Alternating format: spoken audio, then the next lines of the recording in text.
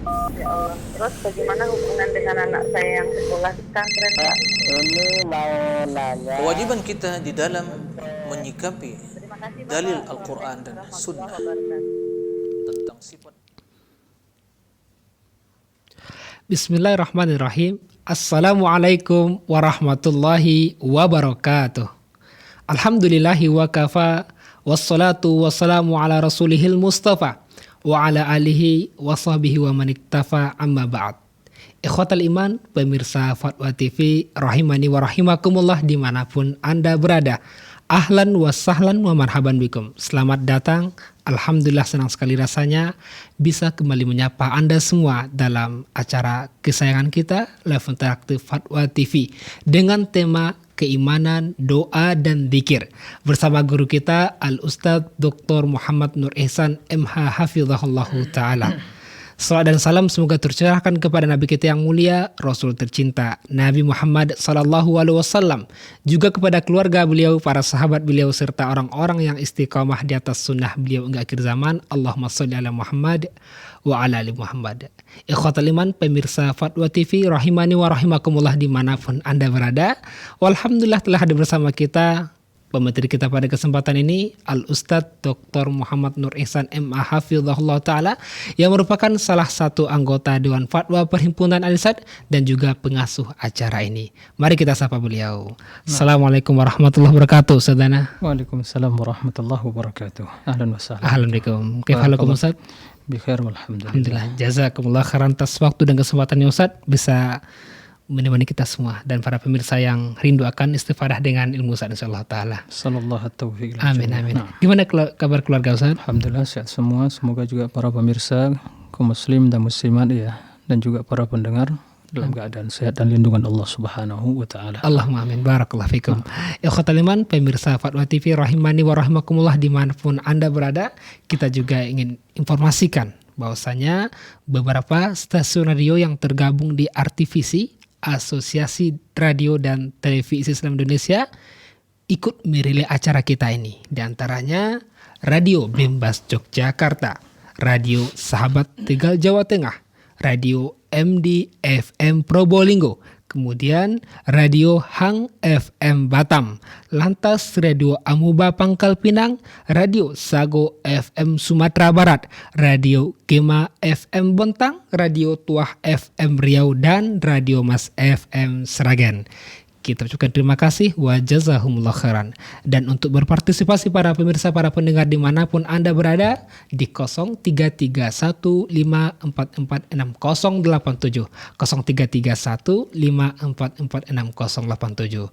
Nah, sebelum kita merespon pertanyaan telah masuk di meja redaksi Fatwa TV, mari kita dengarkan nasihat sebagai kalimat pembuka kepada Ustadz Dr. Muhammad Nur Ihsan MA Hafizahullah Ta'ala. Faltafadal maskura wa ma'jura. Nah, barakallahu fikum. Afiqbar. Assalamualaikum warahmatullahi wabarakatuh. Waalaikumsalam warahmatullahi. Alhamdulillah wassalatu wassalamu ala Rasulillah wa ala alihi wa sahbihi wa man wala wa la hawla wa la quwata illa billah. Ikhwatal iman, kaum muslimin dan muslimat, para pemirsa rahimakumullah. Kesempatan di dunia ini sementara, dan dunia adalah tempat kita mempersiapkan bekal menuju Allah Subhanahu wa ta'ala. Oleh karena itu, jangan kita terlena dan tertipu dengan dunia, dan hendaklah kita bersungguh-sungguh melakukan ketaatan, ubudiyah, dan amalan yang akan menjadi bekal menghadap Allah Subhanahu wa ta'ala.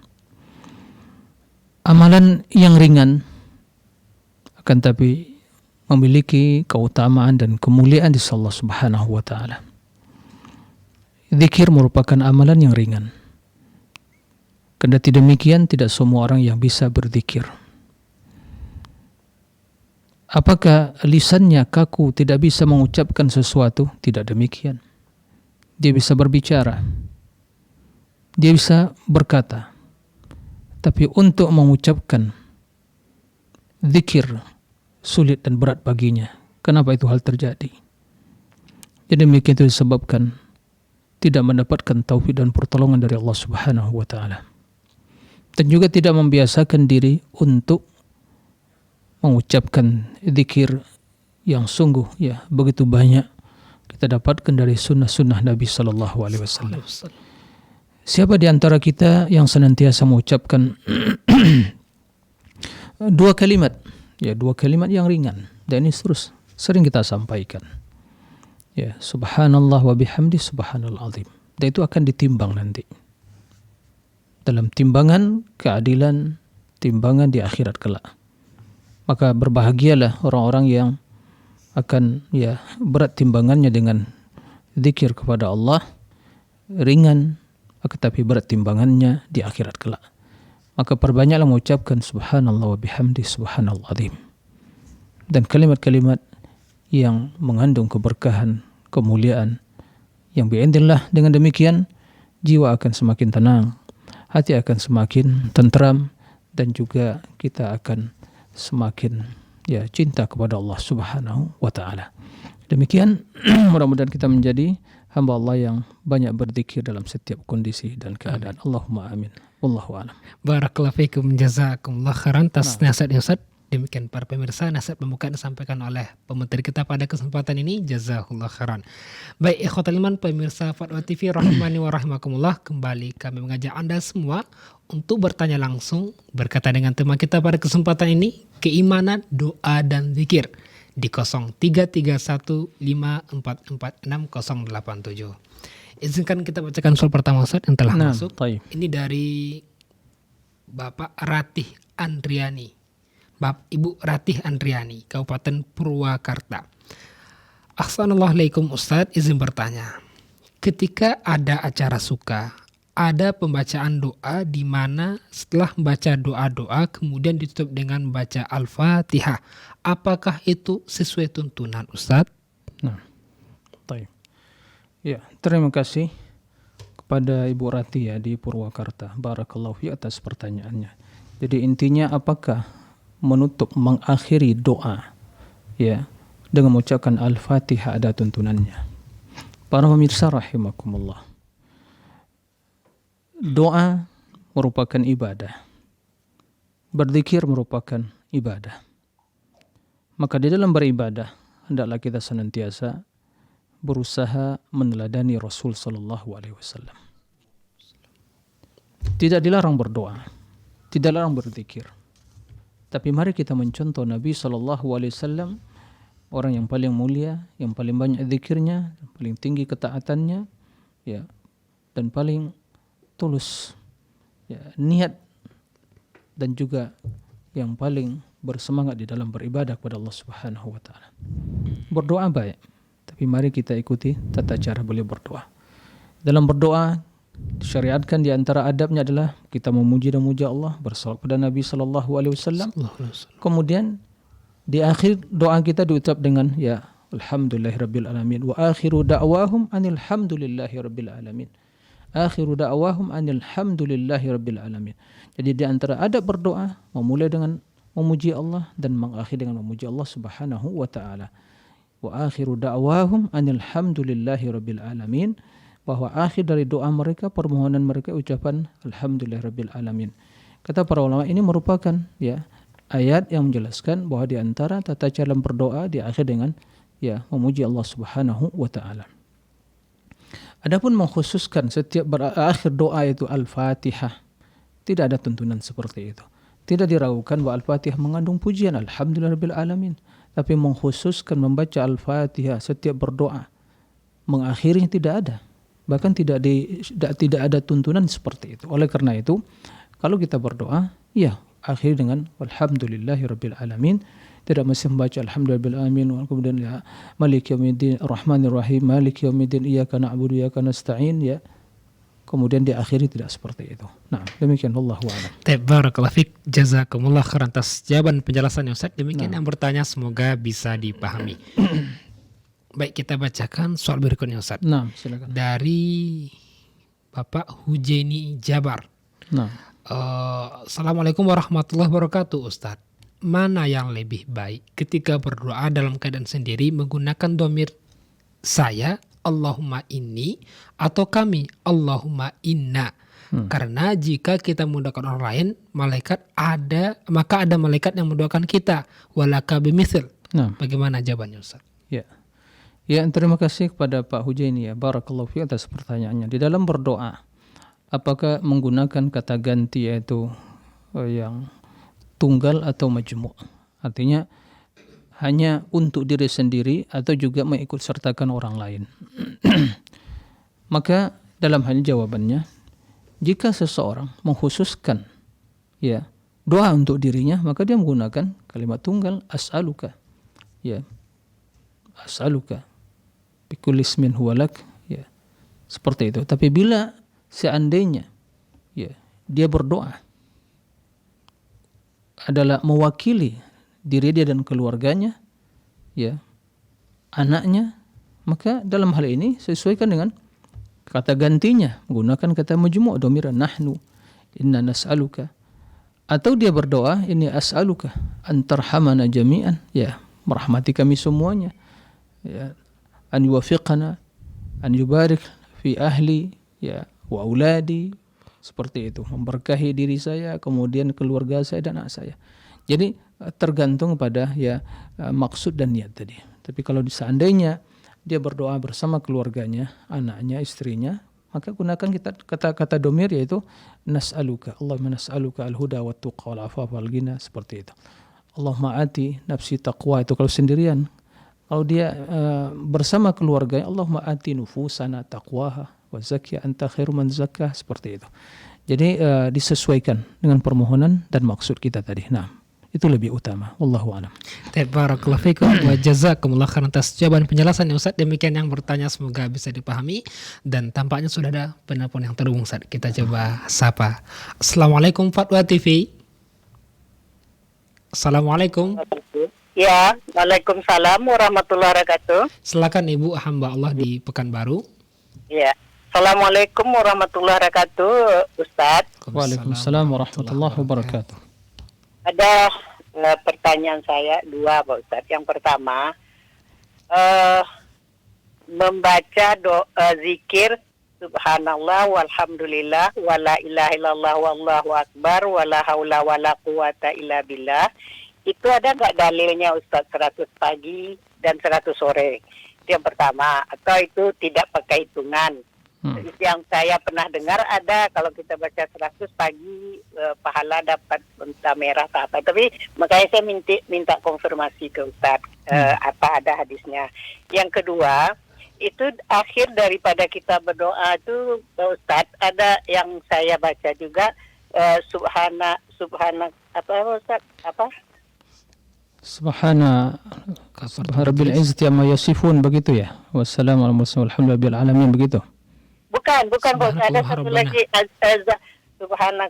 subhana rabbika izzati amma yasifun bukan satu lagi Pak Ustaz. Ada di ayat kalau nggak salah di surat Ali Imran atau apa tuh, subhanakallah izzati amma yasifun. Ya Rabbul Izzati, subhanakallah rabbana wa bika rabbil izzati amma yasifun gitu.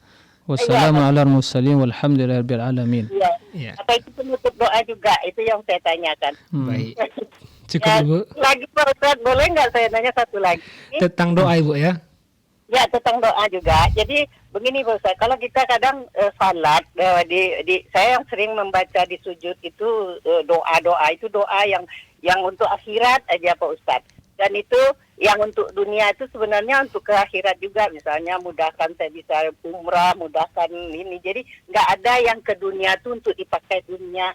Apakah itu menunjukkan kita sombong atau gimana? Kok kita nggak minta untuk kehidupan dunia kita? Cuma kita minta kehidupannya Rabbana la tuzigh qulubana misalnya, atau Allahumma inni a'udzubika min zawali nikmati, gitu-gitu aja Pak Ustaz. Itu apakah saya merasa takutnya bahwa kita itu nanti merasa kok nggak ada minta untuk kehidupan di dunia gitu.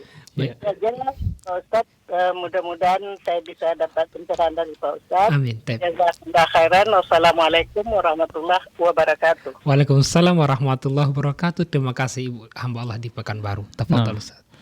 Ya, terima kasih kepada Ibu atau hamba Allah di Pekanbaru. Ada 3 pertanyaan. Yang pertama yaitu zikir yang tadi disebutkan subhanallah walhamdulillah wala ilaha illallah akbar wala haula wala quwata illa billah.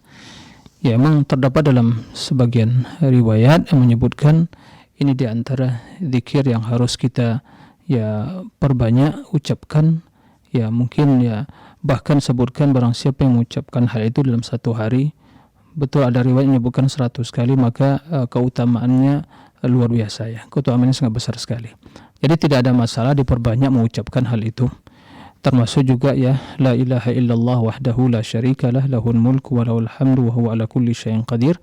Setiap hari ya 100 kali, maka tidak ada yang ya menandingi dia dalam keutamaan ya pahala kecuali orang-orang yang mengucapkan zikir yang sama atau melebihi dari apa yang dia ucapkan. Jadi tidak masalah diperbanyak mengucapkan ya, lebih dari 100 tidak ada masalah, karena juga subhanallah walhamdulillah wala ilaha illallah akbar merupakan 4 kalimat yang sangat dicintai Allah Subhanahu wa taala, dan la haula wala quwata illa billah termasuk adalah zikir yang disebutkan sebagai nas merupakan ghirasul jannah, tanaman ya di dalam surga. Jadi tidak ada masalah ya perbanyak mengucapkan hal itu ya di pagi hari, di petang hari, tapi tidak termasuk ke dalam zikir secara khusus di pagi di petang hari. Tapi hendaknya dalam keseharian kita membaca zikir tersebut ya dan tanpa batas, tidak ada masalah. Kemudian mengakhiri tadi yang kedua, mengakhiri ya doa dengan ucapan subhana rabbika rabbil izzati amma yasifun wa salamun alal mursalin walhamdulillahi rabbil alamin, tidak ada masalah. Ya, tidak ada masalah. Jadi tidak ada masalah ya mengambil redaksi dari ayat Al-Quran tersebut kemudian mengakhiri doa, tidak ada masalah, karena pada intinya juga menutup dengan alhamdulillah ya, subhana rabbika rabbil izzati amma yasifun wa salamun alal mursalin walhamdulillahi rabbil alamin. Subhana rabbika rabbil izzah, maha suci Rabbmu Rabbul Izzah yang memiliki keagungan ya, amma yasifun itu yang mereka Allah Subhanahu wa taala yang maha agung maha suci dari apa yang mereka sifati, yaitu orang-orang yang mensifati Allah dengan sifat yang menyimpang, sifat yang tidak sesuai dengan keagungan kebesaran, maka Allah sucikan dirinya. Nah, kemudian wassalamun alal mursalin, keselamatan bagi para nabi mursalin, karena mereka yang mensifati Allah dengan mulia, dengan kesempurnaannya, nah keagungannya. Kemudian wassalamun ala mursalin walhamdulillahi rabbil alamin, segala puji bagi Allah Rabb alam semesta. Adapun yang ketiga tadi ya sebaiknya tidak menjadi masalah kita mengkonsentrasikan urusan akhirat kita, tapi karena kita hidup di dunia juga ya minta kebaikan dunia akhirat. Rabbana atina fid dunya hasanah wa fil akhirati hasanah wa qina adzabannar. Nah, karena kita hidup di dunia dan kebaikan dunia tersebut tidak diukur dengan materi, tapi adalah dengan ketaatan, dengan kesolehan. Maka yang paling utama adalah kebaikan dunia adalah bagaimana kita dibimbing untuk beriman, untuk bertakwa, ya, dimudahkan untuk beramal soleh, berinfak, bersedekah, mempersiapkan bekal menuju akhirat. Jadi jangan dilupakan. Ya, sebagaimana ada orang-orang beriman, minhum yaqulu rabbana atina fid dunya hasanah wa fil akhirati hasanah wa qina adzabannar. Nah, demikian wallahu a'lam. Barakallahu fik, jazakallahu khairan. Jadi lebih mencakup doa tadi saja rabbana atina fid dunya hasanah. Nah, barakallahu fikum, jazakallahu khairan. Demikian Ibu yang bertanya, semoga bisa dipahami. Kita coba sapa penelpon setia kita saat Ibu Rosmini di Pacitan. Assalamualaikum Fatwa TV. Waalaikumsalam warahmatullahi wabarakatuh. Ya, monggo Ibu. Ya. Assalamualaikum warahmatullahi wabarakatuh, Ustaz. Waalaikumsalam warahmatullahi wabarakatuh. Ini kami bertanya tentang doa. Bisa apa enggak dibaca di dalam sujud? Robbana srif ngana adaba jahannama innang adzabaha kana ghurama. Terus yang kedua, kalau membaca subhanallah wa bihamdihi subhanallahul azim itu awalnya itu membaca basmalah atau enggak? Juga zikir-zikir yang lain itu pakai basmalah dulu apa enggak? Saya kadang-kadang itu ya ragu-ragu. Terus kalau kadang-kadang kan kita menjenguk saudara kita yang sedang sakit, itu kan disunahkan membaca doa. Kalau membaca doa, disunahkan membaca doa itu pakai basmalah atau langsung membaca doanya, atau kalau sudah berakhir pakai alhamdulillah atau cukup ya selesai begitu saja? Bagaimana adabnya doa ketika menjenguk saudara kita yang sedang sakit? Terima kasih. Bu, sebentar, tadi yang pertama apa? Redaksi tadi yang dalam yang Ibu tanyakan yang pertama tadi apa? Redaksinya dalam apa? Rabbana srif. Oh, Rabbana srif anna ya. Ya. Dalam sujud bisa apa enggak? Baik, cukup Ibu, bisa dipahami. Tunggu jawabannya Ibu. Terima kasih Ibu Rosmini. Yang malah khairan. Assalamualaikum warahmatullahi wabarakatuh. Waalaikumsalam warahmatullahi wabarakatuh. Tafadhol Ustaz. Terima kasih kepada Bu Rosmini ya di Pacitan, barakallahu fiik. Sebelum saya menjawab, saya ingin menjelaskan, menambah penjelasan. Karena kalau tidak salah beliau juga yang bertanya pada pekan yang berlalu ya. Tambahan yuhyi wa yumit. Ya, mungkin beliau masih ingat. Kalau tidak salah memang beliau yang menanyakan. Yuhyi wa yumit, tambahan. Tatkala itu saya menjawab bahwa tidak terdapat ya dalam riwayat ya. Dan kalau tidak salah juga pertanyaannya yang diucapkan di waktu sholat maghrib, setelah sholat maghrib dan sholat subuh. Nah, ada tambahan jawaban sekaligus revisi terhadap jawaban yang sebelumnya. Jadi kalau zikir yang di pagi hari, la ilaha illallah wahdahu la syarikalah lahul mulku wal hamdu wa la kulli syai'in qadir, ya, itu memang tidak terdapat tambahan yuhyi wa yumit. Begitu juga di dalam hadis yang sahih ya, Sahih Bukhari Muslim, riwayat yang sahih Bukhari dan Muslim di penghujung salat yaitu mengucapkan la ilaha illallah wahdahu la syarikalah lahul mulku wa lahul hamdu wa huwa ala kulli syai'in qadir. Ya, juga tidak terdapat tambahan yuhyi wa yumit. Akan tetapi terdapat dalam sebagian riwayat seperti ya Tirmidzi dan selain dari Sahih Bukhari dan Muslim, riwayat tambahan yaitu yuhyi wa yumit. Barang siapa yang mengucapkan itu 10 kali setelah salat subuh dan salat ya maghrib, maka mendapatkan keutamaan yang luar biasa ya. Nah, keutamaannya sangat agung sekali gitu. Nah, tapi tambahan tersebut yuhyi wa yumit itu ada yang mendhaifkan ya, karena menyelisih. Ada juga yang mengatakan ini tidak sahih tambahan tersebut. Ada yang juga menghukumi sebagai tambahan yang hasan, karena tambahan tersebut juga didapatkan dari para perawi hadis yang thiqat, terpercaya gitu, bukan pendusta. Maka dalam hal ini di kalangan para ulama ahli hadis mutaakhirin ada yang menghasankan, tapi di kalangan mutaqaddimin itu mereka ada yang mendhaifkan. Maka dalam hal ini bila ada sesekali ditambah begitu, maka insya Allah tidak ada masalah. Tapi riwayat yang sahih, riwayat yang Bukhari dan Muslim itu hanya terdapat ya la ilaha illallah wahdahu la syarikalah lahul mulku wa lahul hamdu wa huwa ala kulli syai'in qadir. Ya, tidak ada tambahan yuhyi wa yumit. Nah, ini mungkin sebagai tambahan.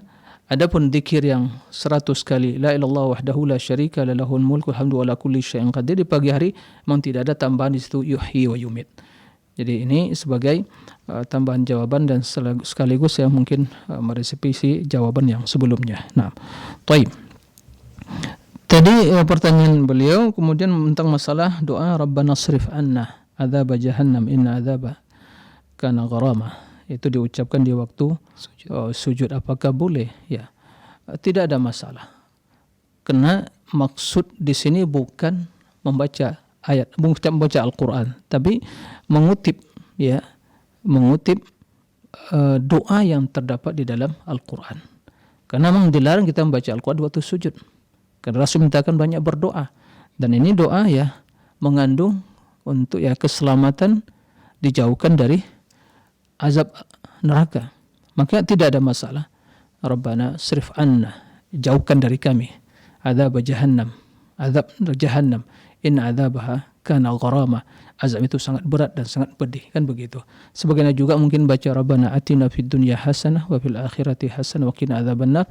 Tidak ada masalah karena tujuannya berdoa, bukan tujuannya dia baca Al-Qur'an. Nah, taib, ini yang pertama. Kemudian tadi di waktu kita membaca subhanallah bihamdi subhanallah, apakah dimulai dengan bismillah? Ya. Di situ dalam riwayat hadisnya itu ya kalimatani khafifatan.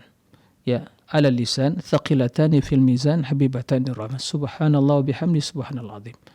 Dua kalimat yang ringan dalam ucapan, berat dalam timbangan, kemudian dicintai Allah Subhanahu wa taala. Disebutkan ya, subhanallah wa bihamdi subhanallah, tidak dimulai dengan bismillah. Nah, maka tatkala kita mengucapkannya, langsung saja subhanallah wa bihamdi subhanal azim. Ya, silakan sebanyak-banyaknya. Ya, tidak mesti mulai ya sebelumnya bismillahirrahmanirrahim subhanallah, tidak seperti bismillahirrahmanirrahim subhanallah, tidak seperti itu. Karena hadisnya itu subhanallah wa bihamdi subhanal azim. Nah, jadi ya begitu. Kecuali kalau kita mulai baca Al-Quran. Nah, setelah ta'awuz kita baca bismillah. Nah, adapun di dalam membaca zikir tidak dimulai dengan bismillah. Karena pada dasarnya pujian-pujian tersebut zikir kita pujian bagi Allah Subhanahu wa taala. Nah, pujian bagi Allah Subhanahu wa taala. Nah, kemudian begitu juga dalam ya menjenguk ya saudara yang sakit atau kaum muslimin, yang mendoakan mereka sebagian dilakukan Nabi sallallahu alaihi wasallam, kemudian bisa ya mengusap ya tempat yang sakit, kemudian meruqyahnya, baca, kemudian mengucapkan misalnya membaca Al-Fatihah, kemudian begitu juga ya mendoakan Allahumma rabban nas adhibil ba's anta syafi la shifaan illa shifa shifaan la yughadiru saqama Allahumma la ba'sa tahurun insyaallah. Naam. Jadi itu yang diucapkan. Nah, jadi tidak juga mesti harus mulai dengan bismillah, kecuali kalau kita membaca Al-Fatihah tadi, bismillahirrahmanirrahim. Nah, kemudian membaca alhamdulillah, kemudian meruqyah dia, maka tentunya dimulai dengan bacaan ya auzubillah dan juga ya diiringi dengan bismillah tadi karena membaca Al-Qur'an tadi. Nah, demikian wallahu a'lam. Barakallahu fiik, jazakallahu khairan, dan juga tidak diakhiri dengan alhamdulillah Ustaz ya. Kalau maksudnya membaca alhamdulillah setelah baca doa tadi. Ya, tidak seperti itu. Nah. Ya, tidak langsung membaca ya Allahumma rabban nas al ba's anta syafi la shifa la shifa la yughadiru saqama. Naam, seperti itu. Barakallahu fikum. Demikian Ibu Rosmini yang bertanya, semoga bisa dipahami.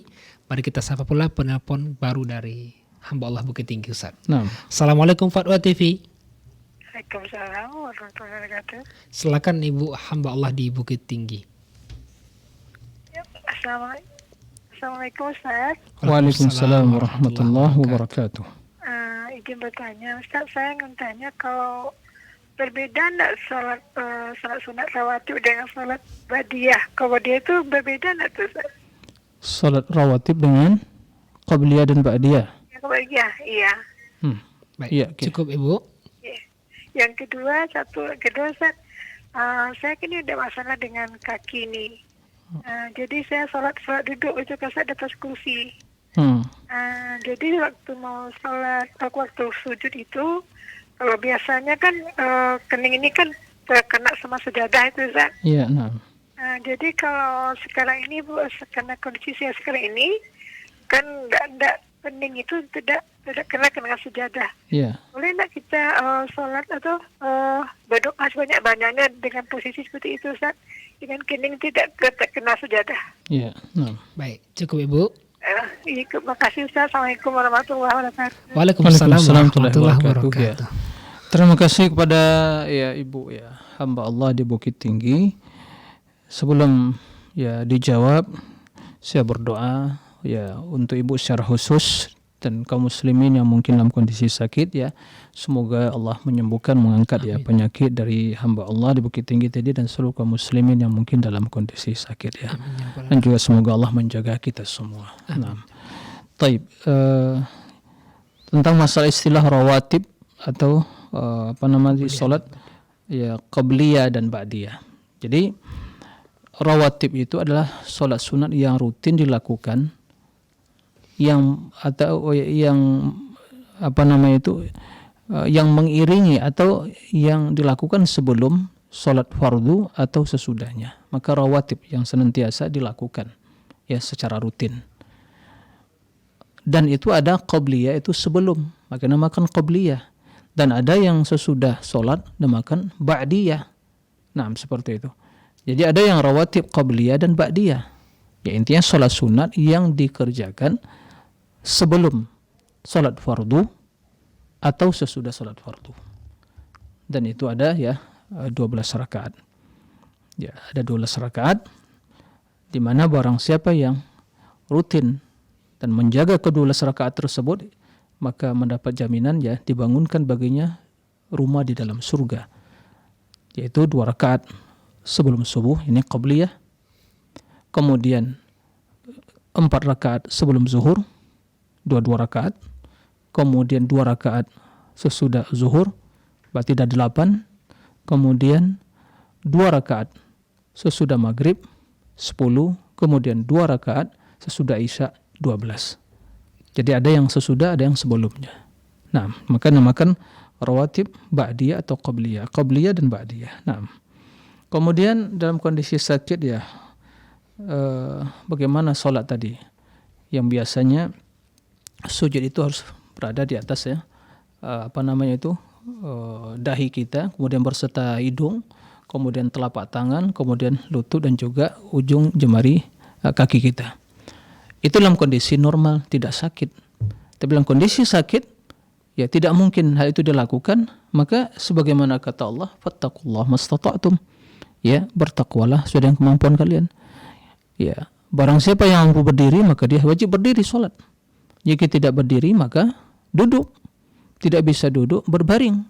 Ya, tidak bisa juga berbaring, maka berikan isyarat. Yang penting dia harus menaikkan sholat sesuai dengan kondisi dan keadaan dia.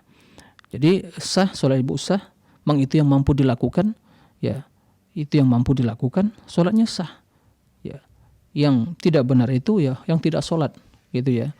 Maka tidak ada masalah, ibu tidak perlu meragukan tentang sahnya sholat ibu dan keutamannya. Allah mengetahui kelemahan kita, kondisi ibu dalam kondisi sakit tidak mampu secara sempurna melakukan, maka datang ajaran Islam dengan segala kemudahannya, memberikan kemudahan. Akan tapi ini semua tentunya dalam tuntunan syariat, yaitu karena agama ini adalah dimudahkan oleh Allah untuk melakukannya, sehingga barang siapa yang tidak mampu melakukan dalam kondisi ya normal, maka dalam kondisi kena sakit, karena uzur syar'i, maka dia melakukan dalam kondisi yang mampu dia lakukan. Wattaqullaha mastata'tum.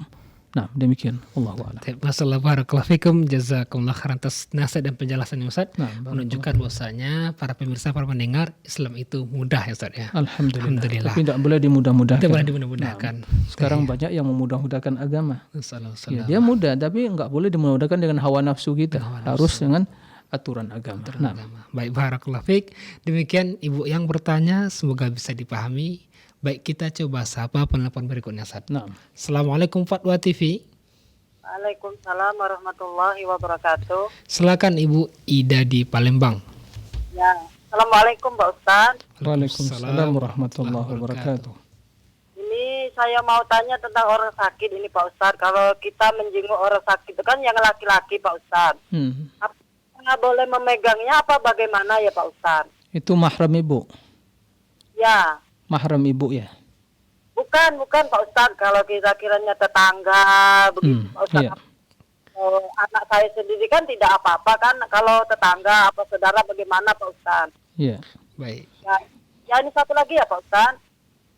Apa ada tuntunannya Pak Ustaz kalau kita itu sudah selesai sholat membaca asyhadu alla ilaha illallah wa asyhadu anna muhammadar rasulullah.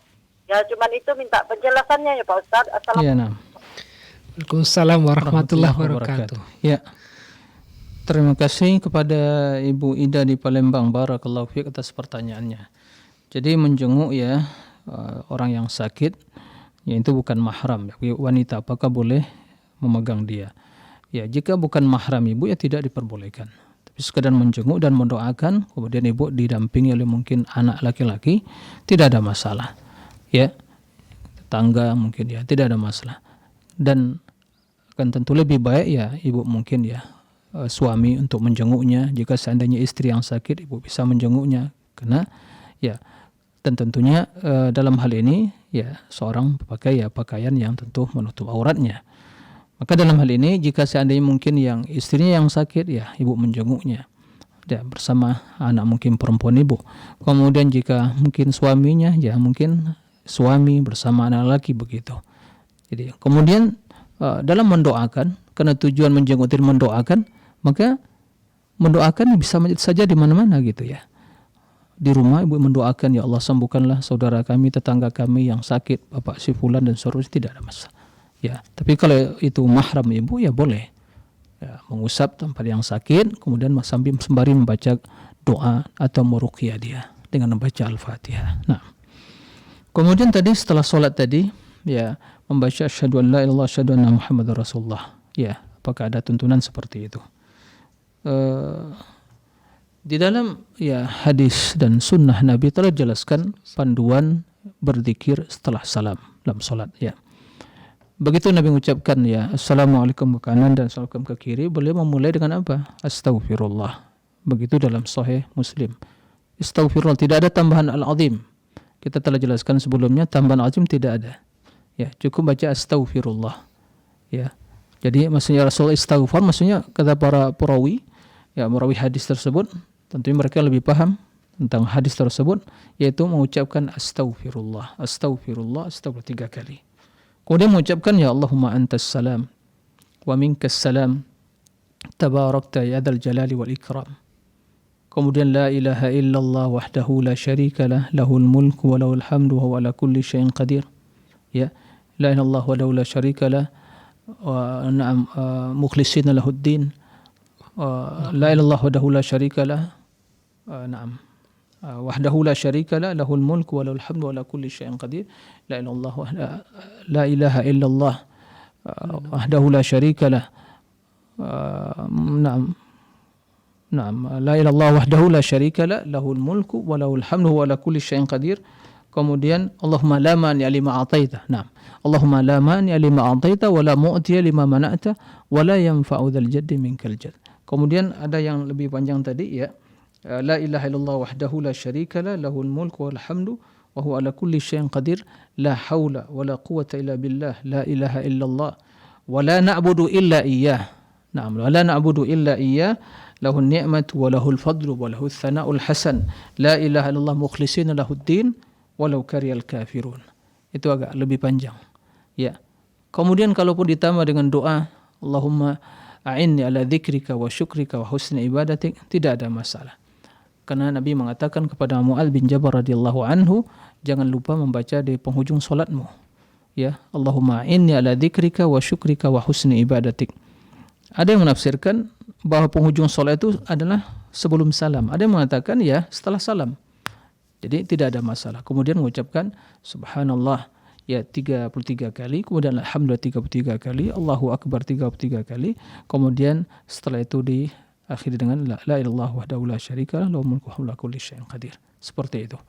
Nah, itu zikir yang diucapkan. Nah, demikian, wallahu a'lam. Barakallahu fikum, jazakumullah khairan atas jawaban penjelasannya Ustaz. Demikian yang bertanya Ibu Ida di Palembang, semoga bisa dipahami. Baik, sekarang kita beralih penelpon dari Jakarta Ustaz. Kita coba sapa. Assalamualaikum Fatwa TV. Waalaikumsalam warahmatullahi wabarakatuh. Silakan Pak hamba Allah di Jakarta. Ya. Makasih Ustaz. Mau bertanya mengenai sholat witir kalau mau tidur. Biasanya dikerjakan 3 rakaat witir. Itu biasanya anak kerjakan sekaligus 3 rakaat atau 2 tambah 1. Ya, itu sholat taraweh. Kalau yang 2-2 Ustaz, witirnya 2 tambah 1 atau sekaligus 3. Nah, maksudnya apakah 3 rakaat itu 1 salam atau 2 salam begitu ya Pak ya? Itu. Cukup Bapak? Itu aja. Terima kasih. Assalamualaikum warahmatullahi wabarakatuh. Waalaikumsalam warahmatullahi wabarakatuh. Nah, terima kasih kepada Bapak ya, hamba Allah di Jakarta, menanyakan tentang masalah witir ya.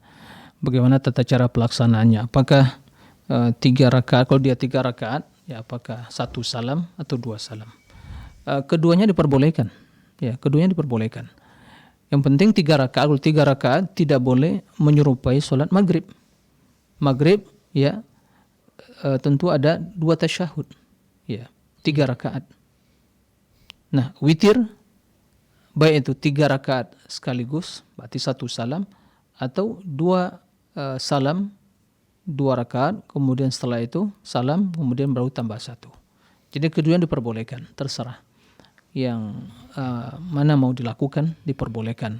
Mau yang 3 rakaat 1 salam atau yang 3 rakaat 2 salam, keduanya diperbolehkan karena keduanya dilakukan Nabi Sallallahu Alaihi Wasallam. Nah, demikian. Wallahu a'lam. Barakallahu fikum, syukran jazakumullah khairan atas jawaban penjelasannya Ustaz. Demikian yang bertanya, semoga bisa dipahami dan terhubung kembali dari hamba Allah Jakarta. Ustaz, kita coba sapa.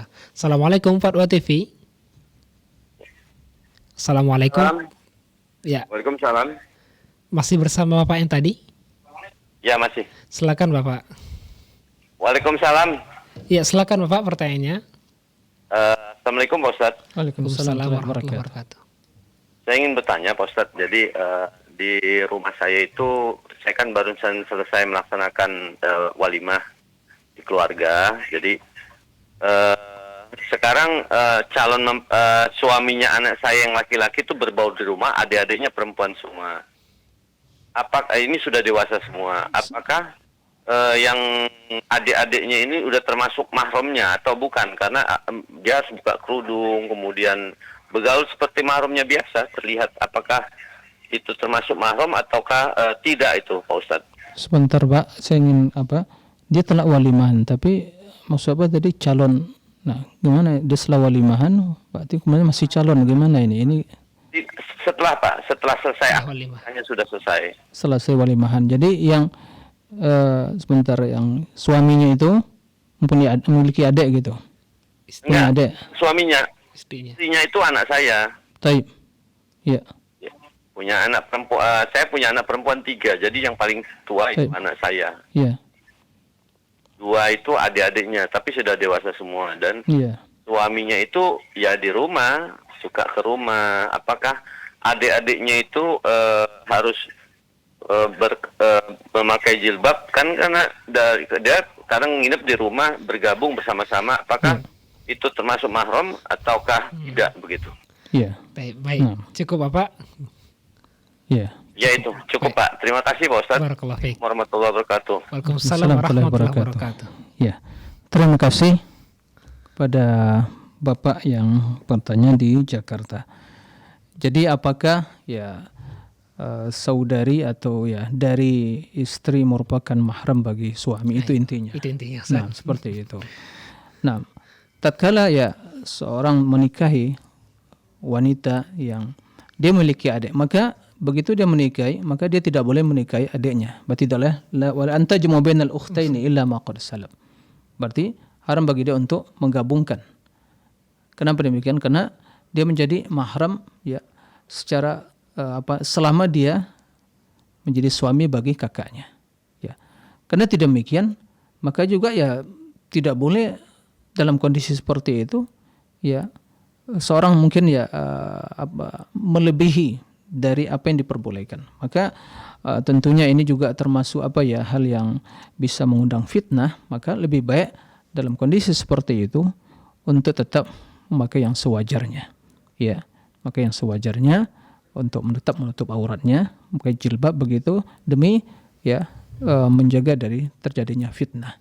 Tapi secara bentuk dia mahram untuk mahram muakkad, tidak selamanya. Artinya selama dia menikahi saudarinya, maka saudari yang lain itu menjadi mahram. Ya, jadi mahram. Tapi begitu telah terjadi misalnya perpisahan atau mungkin terjadi talak misalnya, maka yang adiknya tadi menjadi saudari tidak menjadi mahram lagi. Gitu. Maka begitu misalnya seperti mungkin dalam kasus misalnya ada yang meninggal dari mungkin anak yang pertama, maka dia boleh menikahi adiknya. Tapi selama dia menikahi kakaknya, tidak boleh menikahi adiknya, tidak boleh digabung antara dua yang bersaudara tadi. Maka berarti dia menjadi mahram untuk selama dia menikahi kakaknya. Nah, tapi dengan demikian, karena tidak demikian maka tetap harus menjaga aurat dan juga yang tampak yang sewajarnya. Nah, demikian wallahu a'lam. Barakallahu fikum, jazakallah khairan atas penjelasannya Ustaz. Demikian yang bertanya, semoga bisa dipahami. Telepon terhubung lagi Ustaz. Dari Riau kita coba sapa Ummu Zahra. Assalamualaikum Fatwa TV. Waalaikumsalam warahmatullahi wabarakatuh. Silakan Ibu Ummu Zahra di Riau. Ya, terima kasih. Ya Ustaz, saya ingin menanyakan, kalau saya memiliki seorang anak perempuan yang bersekolah di Pondok Pesantren Ummu Sulaim Pekanbaru. Jelas bacaan Qur'annya lebih baik dan pasti daripada saya. Apakah saya kalau umpamanya bulan Ramadan itu, apakah boleh iya saya jadikan imam untuk sholat berjamaah di rumah dan anak perempuan tadi. Hanya mengimami yang juga ya, perempuan saja? Atau Ya. juga ada laki-laki? Mm-mm. Tidak, ada laki-laki. Semuanya anak saya tadi yang bersekolah di Musulem. Sebentar Bu, iya. Yang dia di rumah itu kalau sholat hanya mengimami ibu, mungkin neneknya atau mungkin adik yang perempuan atau mungkin masih, atau mengimami semuanya juga laki-laki dia mengimami atau gimana? Mengimami kami kaum yang semua dari ibu. Baik. Perempuan Oke. saja. Ya, nah. Baik, cukup Ibu. Assalamualaikum warahmatullahi wabarakatuh. Waalaikumsalam warahmatullahi warahmatullahi wabarakatuh. Ya. Ya, terima kasih kepada Ibu ya, Ummu Zahra di Riau. Jika dalam kondisi yang disebutkan tadi, ya, maka tidak ada masalah. Boleh kaum wanita mengimami ya juga dari wanita yang lain, tidak ada masalah. Terlebih lagi ya dia memiliki bacaan yang bagus. Tapi kalau jika ada di rumah adiknya, juga mungkin di pondok, ya laki-laki dan balik, atau mungkin ya sebelum balik tapi udah bisa mumayyiz gitu, boleh jadi imam gitu ya, boleh jadi imam, maka itu yang dimajukan. Tapi kalau tidak ada dan itu hanya mengimami ya juga sesama ya wanita juga, maka tidak ada masalah, diperbolehkan ya. Jadi intinya tidak ada masalah Ibu, boleh. Nah, demikian wallahu a'lam. Barakallahu fikum wa jazakallahu khairan atas jawaban dan penjelasan Ustaz. Demikian yang bertanya, semoga bisa dipahami. Baik, kita bacakan dari meja redaksi Fatwa TV Ustaz. Nah. Dari Bapak Ilham Mursyidi di Jawa Tengah, Kabupaten Sragen. Nah. Ahsanallahu Ustaz, apakah termasuk bid'ah ketika mendengar kekuasaan Allah kemudian saya mengucapkan subhanallah ataupun Allahu Akbar? Adakah dalilnya Ustaz? Ya. Terima kasih kepada Pak Mursidi ya atas pertanyaannya. Jadi apabila kita melihat ya kebesaran keagungan ciptaan Allah Subhanahu wa taala, suatu yang menakjubkan ya. Apa kita mengucapkan subhanallah atau Allahu Akbar itu ya diperbolehkan, tidak ada masalah. Bahkan Nabi SAW pada hadis yang sahih bila melihat sesuatu yang menakjubkan juga ya Allahu Akbar atau subhanallah. Jadi mengagungkan dan mensucikan Allah Subhanahu wa taala. Jadi tidak ada masalah. Ya, tidak ada masalah karena Allah yang wajib untuk diagungkan, Allah wajib disucikan. Apalagi tatkala kita melihat sesuatu di ciptaan Allah yang ya maha yang besar itu ya, yang suatu yang mulia, yang menakjubkan, maka kita mensucikan Allah Subhanahu wa taala dengan bertakbir mengagungkan Allah Subhanallah, Allahu Akbar, maka tidak ada masalah. Nah, demikian Allah a'lam. Barakallahu fikum, syukran wa jazakumullah khairan atas jawaban penjelasan Ustaz. Demikian yang bertanya, semoga bisa dipahami. Berikutnya Ustaz, kita bacakan. Ini dari hamba Allah di DKI Jakarta. Ustaz, bagaimana hukum wanita haid membaca surah Al-Mulk sebelum tidur dengan mushaf terjemahan karena belum hafal? Namun sepertinya ada penelpon yang terhubung saat kita dahulukan saja. Bapak Awal di Medan, silakan. Assalamualaikum Fatwa TV. Waalaikumsalam Pak Ustaz. Ya, silakan Bapak Awal di Medan, Sumatera Utara. Di Medan, ini menanyakan mengenai pada hari Jumat nih Pak Ustaz. Iya. Apabila imam setelah membaca khutbah yang pertama itu kan ada sejenak istirahat duduk ya Pak Ustaz. Iya. Nah. Ada doa-doa dari jamaah atau makmum. Yang kedua Pak Ustaz, apabila setelah akhir khutbah itu kan imam membacakan doa itu Pak Ustaz. Apakah makmum bisa mengambilkan gitu? Baik. Pak Ustaz. Wassalamualaikum warahmatullahi wabarakatuh. Waalaikumsalam warahmatullahi wabarakatuh. Terima kasih Pak Awal di Medan. Ya. Silakan. Terima kasih kepada Pak Awal di Medan ya. Pertanyaannya ada dua. Yang pertama, apakah mungkin ada doa khusus ya di waktu imam atau khatib duduk dari khutbah yang pertama? Ya, apakah ada doa di antara khutbah pertama kedua tersebut? Ya, disebutkan sebagai riwayat bahwa di antara waktu-waktu mustajabah itu di antara ya duduknya antara khutbatain, antara dua khutbah. Maka dalam hal ini tidak masalah seorang yang berdoa sendirian, ya, berdoa sendirian, mohon keampunan, ya, kemudian ya keselamatan kepada Allah Subhanahu wa taala. Ya, memang terdapat dalam sebagai riwayat ya di antara waktu-waktu yang mustajabah tersebut dari waktu antara duduk imam atau khatib ya. Yaitu di antara dua khutbah tersebut. Kemudian yang kedua tadi, bila imam berdoa apakah diaminkan? Yang sunnah tidak diaminkan. Ya. Karena dalam sunnah dan petunjuk Nabi SAW di waktu khutbah, beliau berdoa, tapi di waktu berdoa pada khutbah kedua tersebut, itu sahabat tidak mengaminkan. Dan ini disebutkan oleh para ulama ya di dalam ya kaifiyah tata cara pelaksanaan sholat Jumat tersebut. Ya, jadi tidak diaminkan. Ya, kalaupun itu diaminkan cuma di dalam hati seseorang, tidak seperti mungkin dilakukan sebagian, yaitu diangkat tangannya, kemudian ikut mengaminkan, dikeraskan suaranya. Ini jelas tidak sesuai dengan tuntunan Nabi SAW. Nah, jadi kalaupun diaminkan itu hanya dalam hati dia, dalam diri dia, tidak dikeraskan dan juga tidak mengangkat tangan. Itu doa secara khusus yang dipanjatkan oleh khatib sebagai kelengkapan dari khutbah yang kedua tersebut. Nah, demikian. Wallahu a'lam. Barakallahu fikum.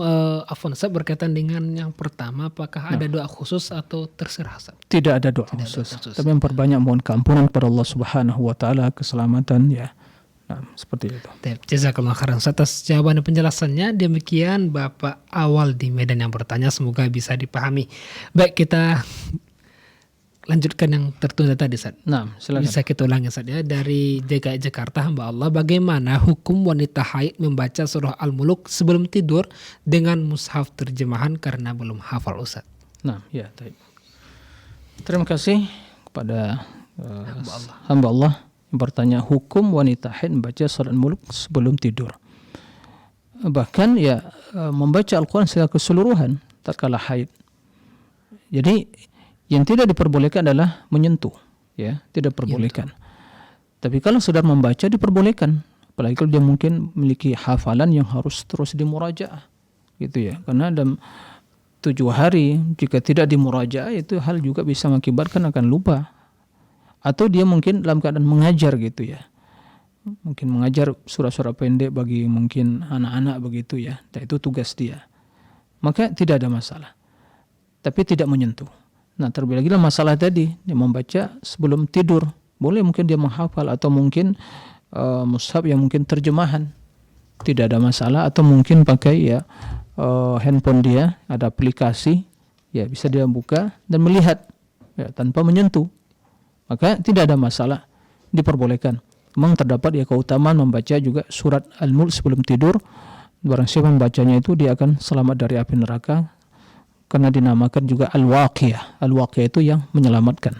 Nah, wallahu a'lam. Barakallahu fikum wa jazakumullah khairan atas jawaban dan penjelasannya, Ustaz. Demikian yang bertanya, semoga bisa dipahami. Mungkin kita bacakan soal terakhir di waktu tersisa, Ustaz. Nah, ringkas padat insyaallah, Ustaz. Dari Abu Afifah di Jawa Barat, Kota Bogor. Ustaz, ahsanallahu kenapa ulama-ulama membedakan kata Bismillah dengan Bismillahirrahmanirrahim dan Astaghfirullah dengan Astaghfirullahaladzim? Ya, terima kasih atas pertanyaannya. Pertama perlu kita memahami, karena ini zikir, maka dalam hal ini kita harus ya mengikuti tata cara yang diajarkan Nabi SAW. Maka bila kita mendapatkan dalam zikir tersebut hanya mengucapkan Bismillah, maka kita mencukupkan. Ya, karena berbeda dengan membaca Al-Quran. Membaca Al-Quran kita mulai dari awal dengan A'udzubillah, ta'awuz, kemudian Bismillah. Begitu juga membaca setiap awal dari surat. Nah, maka dibaca Bismillah. Adapun berzikir, ya, karena sesungguhnya seperti juga makan ya, Bismillah. Terbaik Bismillah, Samillah, yaitu sebutlah Allah, nama Allah, yaitu Bismillah. Nah, begitu.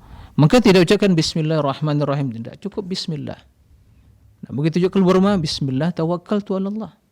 Nah, jadi karena itu zikir yang begitu terdapat redaksinya. Tidak ada tambahan Bismillahirrahmanirrahim, tawakal, tidak ada seperti itu. Nah, tapi kalau begitu membaca Al-Quran, memulai dari membaca awal surat, maka Bismillahirrahmanirrahim. Begitu. Adapun juga Astaghfirullahaladzim. Jadi konteksnya dalam kondisi apa ini? Kalau setelah solat memang terdapat Rasul beristighfar. Dan disebutkan oleh perawi yang meriwayatkan hadis tersebut bahwa mengucapkan astaghfirullah. Maka tidak ada tambah al-azim. Al-azim salah satu nama Allah Subhanahu wa taala. Tapi di waktu membaca astaghfirullah tidak ada tambahannya. Jadi ini yang harus kita perhatikan. Ini penting sekali. Sehingga bacaan zikir kita lebih sesuai dengan apa yang dicontohkan Nabi SAW. Nah, ini yang harus diperhatikan. Jadi perbedaannya seperti yang diutarakan tadi. Jadi kita mengikuti redaksi yang terdapat dalam zikir tersebut.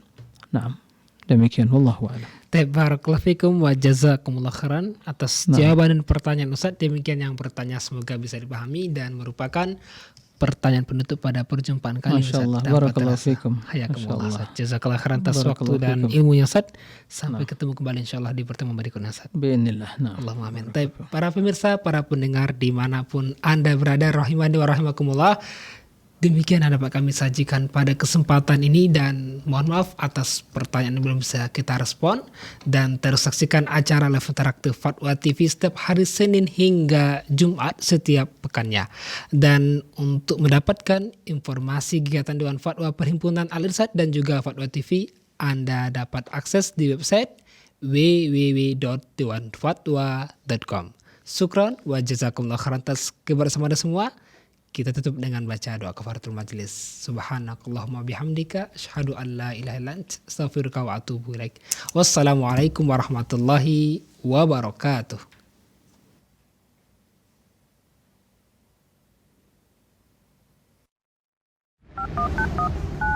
Ya Allah. Terus bagaimana hubungan dengan anak saya yang sekolah di pesantren? Ini mau nanya. Kewajiban kita di dalam menyikapi dalil Al-Quran dan Sunnah